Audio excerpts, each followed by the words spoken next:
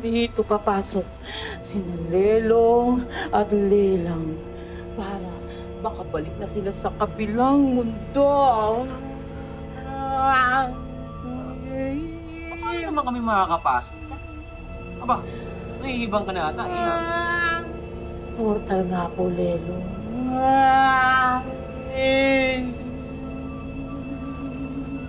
Lelong, Lelang, tapos na po ang oras nyo sa mundong ito. Batid namin yan! Pero minsan po, hindi sapat na alam lang natin.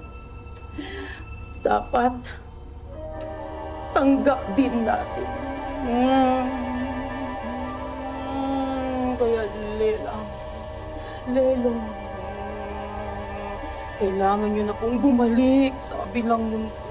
Kailangan nyo nang bumitiw sa mundong ito para na rin sa ikatatahimik ng mga nandito.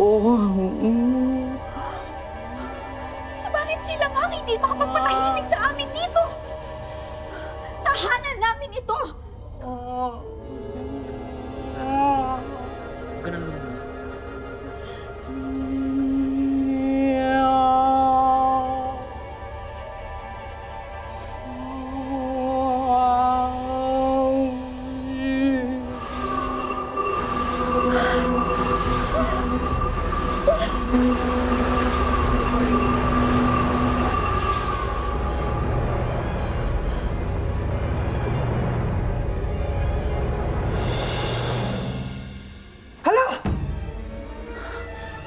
Oh my gosh!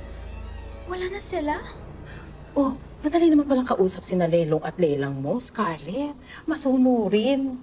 Ayan, malaya na kayong magawa ang gusto nyo. Di ba? Ito nga pala ha, dalhin nyo ito sa simbahan. Tapos, dasalan. And then, sunugin nyo sa kandila na simbahan. Hindi na nila kayo guguluhin ulit. Okay? Oo, basta may problema ha. Text lang. Opo. Sige na. Thank you po. Ingat po kayo.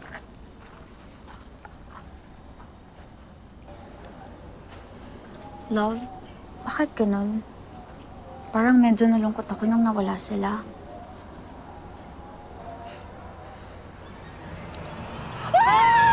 Palagay ba ninyo'y mapapalayas ninyo kami sa aming sariling tahanan ng ganun na lamang? Mga walang puso! Hindi na kayo nakabag sa amin!